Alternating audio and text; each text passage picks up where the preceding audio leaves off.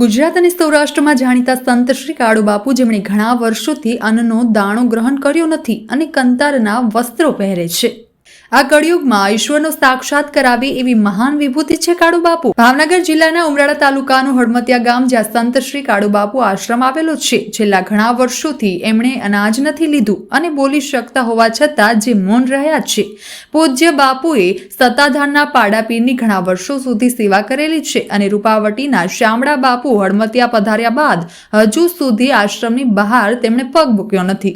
સતત રામ નામનો જાપ જપે છે. ગુજરાતના ખૂણે ખૂણે સંત કાર્ય કરાવ્યા છે, જેવા કે દીકરીઓના સમૂહ લગ્ન હોય, સપ્તાહ અથવા તો અન્ય ધાર્મિક કાર્યોમાં કાળુબાપુ હળમતિયા તરફથી ભોજન પ્રસાદ વ્યવસ્થા કરવામાં આવે છે. દર પૂનમના દિવસે અહીં લાખો શ્રદ્ધાળુઓ દર્શને આવે છે. પૂજ્ય બાપુ કોળી સમાજના છે, જે આજે પણ કોથળાના કંતારથી બનાવેલા વસ્ત્રો પહેરે છે. પૂજ્ય કાળુબાપુ ક્યારેય પણ આધુનિક સગવડતાનો લાભ લીધો નથી. તેમની પાસે ગાડી કે મોબાઈલ નથી. આજે પણ ત્યાં રામ નામનું ભજન અને પ્રસાદ રૂપી ભોજન પણ અવિરત ચાલુ છે. આ અંગે આપનો અભિપ્રાય કોમેન્ટ કરો અને ફોલો કરો વાત વિશેષ.